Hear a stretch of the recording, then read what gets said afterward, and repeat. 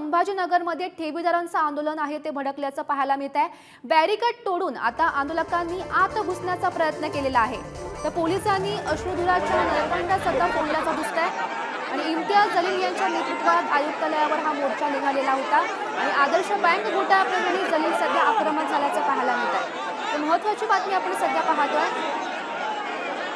बातमी आहे संभाजीनगरमधून ज्या ठिकाणी ठेवीदारांचं आंदोलन आहे ते सध्या भडकल्याचं आपल्याला पाहायला मिळतं। आपण सध्या ही दृश्य पाहतोय ज्यामध्ये जे आंदोलक आहेत ते बॅरिकेड्स तोडून आत शिरण्याचा प्रयत्न करताना दिसत आहेत आणि पोलिसांकडून सुद्धा या आंदोलकांची सध्या धरपकड सुरू असल्याचं आपल्याला पाहायला मिळते।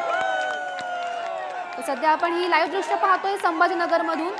तर या आंदोलकांना आवरण्यासाठी पोलिसांनी अक्षरशः अश्रुधुराच्या नळकांडा फोडल्याचं सुद्धा पाहायला मिळत आहे।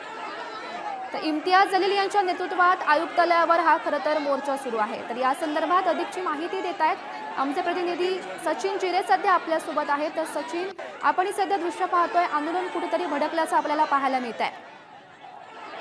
नक्कीच आपण पाहिलं की खासदार इम्तियाज जलील यांच्या नेतृत्वामध्ये हा मोर्चा आहे। जे ठेवीदार आहे, ठेवीदारांचे पैसे अडकलेले होते, त्या ठेवीदारांचा हा मोर्चा होता। आपण पाहिलं की आदर्श घोटाळ्यामध्ये जे अडकलेले पैसे आहेत ते परत देण्यासाठी मागणीसाठी विभागीय आयुक्त कार्यालयासमोर रस्ता रोको करण्यात आलं होतं। टाळ मृदुंग घेऊन देखील भजन आंदोलकांकडून करण्यात आलं होतं। त्यानंतर हे आंदोलक विभागीय आयुक्तालयाकडे गेले आणि विभागीय आयुक्तालयातून इम्तियाज जलील असतील किंवा त्यासोबत इतर जे आंदोलक असतील त्यांनी आतमध्ये जाण्याचा प्रयत्न केला। त्यावेळेस पोलीस आणि त्यांच्यामध्ये झटापट आंदोलकांमध्ये पाहायला मिळाली। यानंतर जे ठेवीदार होते, आंदोलक होते, आक्रमक झाले आणि आक्रमक झाल्यानंतर पोलिसांना देखील त्यांनी धक्काबुक्की केली। पोलिसांनी अश्रुधुराचा या ठिकाणी वापर केलेला आहे। पोलिसांनी हा जमाव पांगवण्यासाठी प्रयत्न केलेला आहे। मात्र या ठिकाणी ठेवीदार आणि आंदोलक आक्रमक झालेले आहे। या आंदोलनाचा नेतृत्व इम्तियाज जलील सध्या करीत आहेत।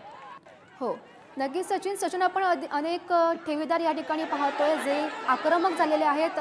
यामध्ये आपल्याला अनेक महिला सुद्धा दिसतात जे बॅरिकेड्स तोडून आत घुसण्याचा प्रयत्न करत आहेत। नक्कीच महिलांचा मोठ्या प्रमाणात सहभाग आहे। महिला या ग्रामीण भागातील महिला आहे मोठ्या प्रमाणात आलेल्या आहेत। ठेवीदार ज्या होत्या या ग्रामीण भागातल्या यापूर्वी देखील आपण पाहिलं होतं जेव्हा छत्रपती संभाजीनगरमध्ये मंत्रिमंडळ आलं होतं त्यावेळेस देखील या मोठा गोंधळ निर्माण झाला होता। पोलिसांचे बॅरिकेड सोडून हेच आंदोलक ठेवीदार पुढे गेले होते, मात्र त्या ठिकाणी त्यांना आश्वासन दिल्यानंतर चिघळल्याचं आपल्याला पाहायला मिळत आहे। सचिन, या सर्व घडामोडींवर असंच लक्ष ठेवून राहा। तुमचाच धन्यवाद दिलेल्या या माहितीसाठी। हा नेमका घोटाळा काय आहे पाहूया ग्राफिक्सच्या माध्यमातून। 2003 मध्ये आदर्श नागरी पतसंस्थेची स्थापना झाली। संचालक मंडळानं ठराविक ठेवीदारांना नियमबाह्य कर्जाची खैरात वाटली। आदर्श ग्रुप अंतर्गत येणाऱ्या जवळपास 15 संस्थांना कर्जाचं वाटप करण्यात आलं। संचालक मंडळातील सदस्यांनी नातेवाईक आणि ओळखीच्या व्यक्तींच्या नावे कर्ज उचललं। विना तारण, विना जामीनदार, बनावट तारण असे सभासद उभे करण्यात आले। 2016 ते 2019 मध्ये 103 कोटींचा घोटाळा झाला।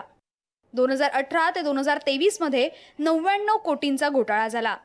2019 मध्ये 23 कर्ज प्रकरणात कागदपत्रे देखील अपूर्ण। 2021 मध्ये अर्ज पूर्ण असताना कर्ज वाटप झाल्याचं समोर आलं। अध्यक्ष